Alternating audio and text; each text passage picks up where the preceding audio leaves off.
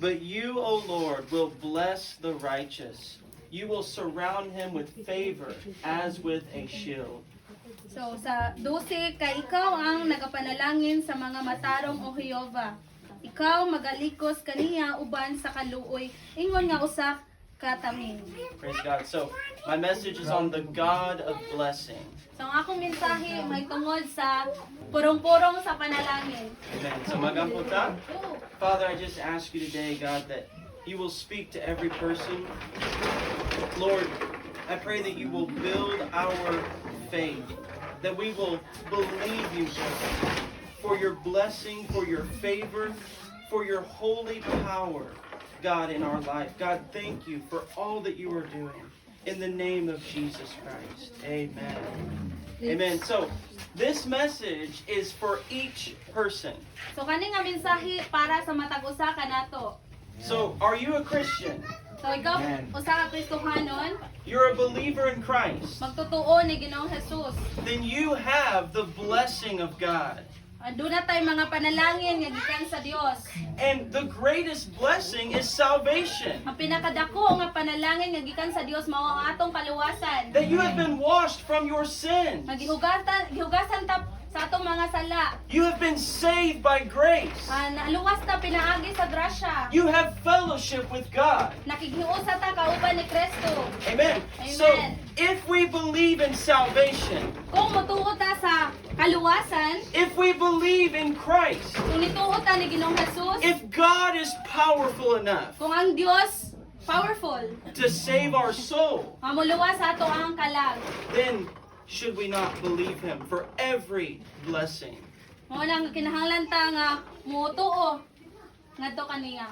For every blessing, Sa tanan nga palalangin, every promise. sa tanang saad. I want all of God's Word. Gusto ko sa pulong sa Ginoo. And it says here, God, you will bless the righteous. Ingon ang pulong sa Ginoo kay ikaw nagapanalangin sa mga matarong o Jehova. It said that God will surround you with favor. Ingon ang pulong sa Ginoo nga nagapalibot siya pabor kanato. Now, think about the blessings of our life. Atong hunahunahon sa mga panalangin gihatag sa Dios atong kinabuhi. The Word says Ang pulong sa Ginoo nagaingon that if you have found a wife, kung nakaka-plug kag asawa, then you have been favored by God. nakabaton kag pabor gikan sa Ginoo. The Bible says that children are the blessing of God. Ang ingon ang pulong sa Ginoo ang mga bata panalangin gikan sa Dios. And the Word says that Christ is the greatest gift. It says God will bless the righteous. Ingon ang Dios nga ang Dios magapanalangin sa mga matarong. Now, let's go to Proverbs chapter 10. Proverbs chapter And 10. this message is a message of faith. So kani nga mensahe mahitungod sa pagtuo. I want you to build your faith. Gusto ko nga mo malig-on ang atong pagtuo. I want you to trust God, Gusto ko nga mosalig ta sa tuboy nga Dios. that God loves you, Nga ang Dios higugma sa matagusan nato and pagkinabuhi. He will favor your life. Tagaan ta niya sa kanunay sa tanang panahon og pabor. Praise God. So, this is a message of faith. Amen? So, Proverbs chapter 10, verses 2 and verse 3, if you would read. So chapter 10 verse 2 And then verse 3. verse 2 and 3. So ang mga bahandi sa kadautan walay kapuslanan, apan ang pagkamatarong magaluwas gikan sa kamatayon. Rest, si Yuba dili motugot sa kalag sa taong matarong nga magutom, apan ipahilayo niya ang tinguha sa dautan. Now, look at the difference So tanawan nato ang kanang kalahian between the righteous and the wicked. sa pagkamatarong o sa pagkadautan. He said the righteous soul Ang pagkamatarong nga kalag, will not famish or go hungry, but the desire of the wicked. pero ang tinguha sa Dautan. dautan, mahanaw. Amen. See the difference? So ato makita ang kalahian. We are the righteousness of God So kita ang pagkamatarong sa Dios. in Christ Jesus. sa ni Ginoong Jesus. Not because of our good works. Dili lang sa ato ang maayong binuhatan. Kay kita mga anak sa Dios. Kay kita mga anak sa Dios. Because we have been saved. Tungod kay kita naluwas na. We have been made right with God. Mo na tang matarong sa Dios. And so we have the blessing of the righteous. So nakaangkon tag panalangin sa pagkamatarong. Amen? Amen. And so look what he says in verse 6. So atong tan-awon diri sa versikulo 6. Ang mga panalangin mao'y anaa sa ibabaw sa ulo sa matarong, apan ang pagpanlupig nagatabon sa baba sa dautan. So again, you can see the difference. So atong hapong makita ang kalahian. Blessings are on the head of the righteous. Ang mga panalangin mao'y anaa sa ibabaw sa ulo sa mga matarong. But violence covers the mouth of the wicked. Apan ang pagpanlupig nagabaton sa nagatabon sa baba sa dautan. This word belongs to you. So kaninga mensahe para na nato para nimo. Amen. Now, Proverbs chapter 10, So sa Proverbs chapter 10 verse 22. sa 22. It says, "The blessing of the Lord makes one rich, and he adds no sorrow with it." Ang panalangin ni Jehova nagapadato kini og siya wala magadugang og kasubo ni ana. So, when God blesses you, Kung ang Ginoo magapanalangin nato nor nimo, there is no sorrow added. walay pagsubo. It's God's blessing. Tungod kay maunay panalangin sa Ginoo sa atong kinabuhi. Every good gift, Tanang mga maayong gasa, every perfect gift tanang perpekto nga gasa comes from the Father. nagagikan sa Amahan. God loves you. Tungod kay ang Dios nahigugma kanatong tanan. This life is filled with troubles, Kaning atong kinabuhi daghan kaayong many Kagubot. problems, daghang mga problema, many trials. daghang mga trial. The Bible says, through many trials, So ang pulong sa Ginoo nagayon daghan kaayong mga trial. we will enter the kingdom of heaven. Musulod ta sa gingharian sa Dios. So, we go through hard times, So moabot man kita sa panahon nga sa kalisod. but it doesn't change. Pero wala, ang pulong sa Ginoo wala na usab. God does not change, Ang Ginoo wala gayud na usab. and He has promised blessing. So nagasaad siya nga panalanginan ta. Now, Proverbs 10, verse 24. So sa Proverbs 10:24, The fear of the wicked will come upon him, pero the desire of the righteous will be granted. ang kahadlok sa taong dautan kini modangat sa ibabaw niya, ug ang mga tinguha sa taong matarong igatugot man. Now, remember in Psalms, Atong hinumduman sa Salmo. delight yourself in the Lord, and He will give you the desire of your Atong heart. ipayo nato ang Dios ug ang tanan nga atong gi pangandoy igahatag niya. See, our joy is not in money. So ang atong kalipay wala dili makuha sa kwarta. Our joy is not in material things. Ang atong kalipay wala nagagikan sa mga butang niining kalibutanan. But our joy is in Jesus Christ. Ang atong kalipay na alang gyud ni Ginoong Hesus. Because He never changes. Tungod kay ang Dios wala gayud na usab. He is faithful Siya ang Dios at matinud-anon all sa times. tanang panahon. He is God. Siya ang Dios. And He loves you. O siya nahigugma kanatong tanan. You are His child. O kita or ikaw mga anak ta sa Dios. And this is God's promise, O mao ni ang saad sa Dios. that you will have your desire from the Lord. O tanan nga imuhang ato ang gi pangandoy ihatag sa Dios. Amen. So let's go to Ephesians chapter 1. Ephesians 1 verse 3. Dalaygo ng Dios ug amahan sa atong Ginoong Hesukristo. Nga diha kang Kristo nagapanalangin kanato sa tanang mga panalangin espirituhanon diha sa mga langit noong dapit. So it says that the Lord has blessed us with every spiritual blessing. Ngayon ang pulong sa Ginoo ang Ginoo nagapanalangin nato sa espirituhanon nga bahin. So, again, the blessing of salvation. So, again sa panalangin sa kaluwasan. You will go to heaven. Muadto ta sa langit. You will escape the wrath of God. Makaikyas ta sa kasungot sa Dios. You will spend eternity with Jesus Christ. Magkauban na nato ang Dios sa walay katapusan. And even in this world, Bisan pa nining kalibutan na. we have spiritual blessing. Doon na tayo mga panalangin, The joy of the Lord. ang kalipay, gikan sa Dios. How many people are without joy? Pila man ka mga tao nga wala joy kalipay diri sa kalibutan. Many people are broken, Nga mga tao nga mga amaron o kasing-kasing.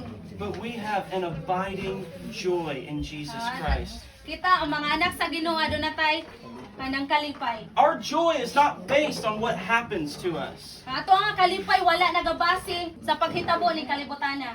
but our joy is in Jesus Christ. Matang atong kalipay ana alang gyud ni Kristo. We have the blessing of peace. Adto na tayo kanang panalangin sa kalinaw. Jesus is the Prince of Peace. Ang Ginoo mao ang prinsipe sa kalinaw. He has the power Kung naa siya'y gahom, to stop the storm of your mind. I know some of you even today, maybe there's a troubling in your mind. siguro naay mga tao karon nga niya diri nga adunay mga kalibog sa mga panghuna-huna.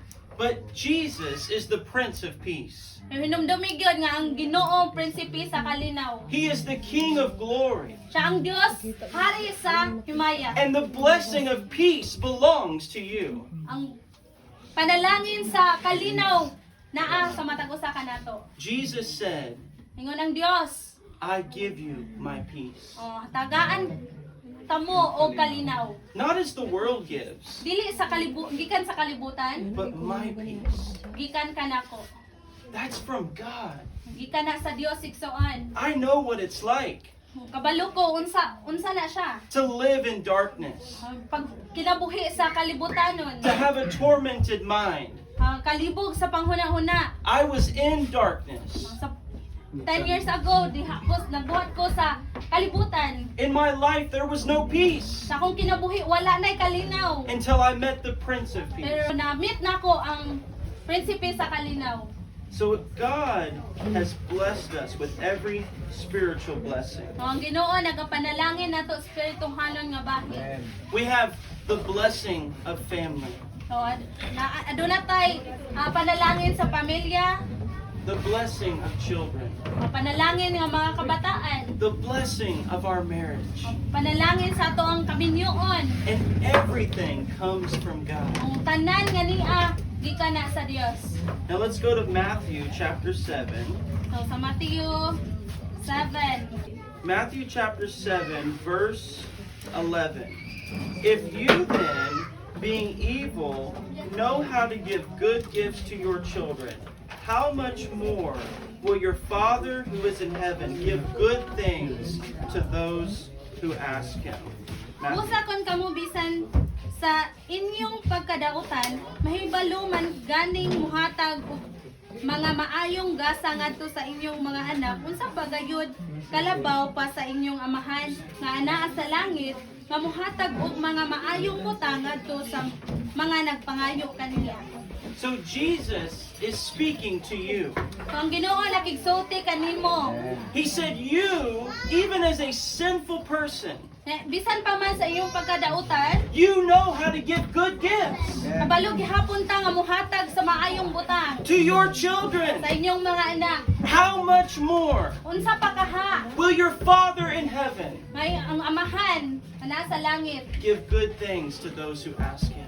muhatag sa maayong butang sa mga tao nga nagapangayo. So, today I want you to remember the goodness of God. So karon akong isulti nga inyong hinumduman ang mga maayong pagkamaayo sa Dios. And I want you to believe God, Ang gusto ko nga mutuo mo sa Dios. to let your faith rise, Nga inyong pagtuo mo tubo. that with God nothing is Nga sa impossible. Dios wala ang tanang posible. Ang tanang butang posible. And He has promised to bless you, Ang iyahang saad nga panalanginan ka. to favor you, Tagaan kag pabor. to anoint you, Nga dihugan mo, and to give you power tagaan mo gahom. in the name of Jesus Sa ngalan Christ. na Ginoong Hesus. So look to Him. Tutok sa Dios. Ask Him. Pangayo ngadto kaniya There is nothing too great that God cannot do. nga dili mabuhat sa Dios. Jesus said, "You have a good Father." Ay, yun ang pulong sa Ginoo nga doon na kay maayong amahan. Jesus said, "It is the Father's pleasure to give you the kingdom." See, you're part of God's kingdom. So, party ka sa gigharian sa Dios. You're a child of the Most High God. Ikaw anak sa pinakagamhanan nga Dios. You belong to Him. Oh, parte ta niya. And so He will take care of you. Ati manon ta niya. Amen. Praise God. Praise the Lord. So remember what it says in Psalms. Atong hinumduman sa gisulat sa Salmo. Psalm chapter 5, verse 12. We'll go back where we started. Praise God.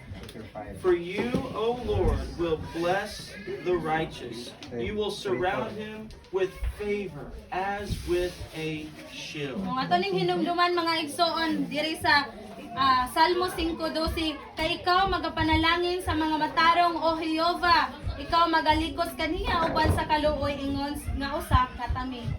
Amen. You will be surrounded by God's favor. Butan ka sa pabor sa Dios sa tanang panahon. Amen. Amen. You have received his blessing.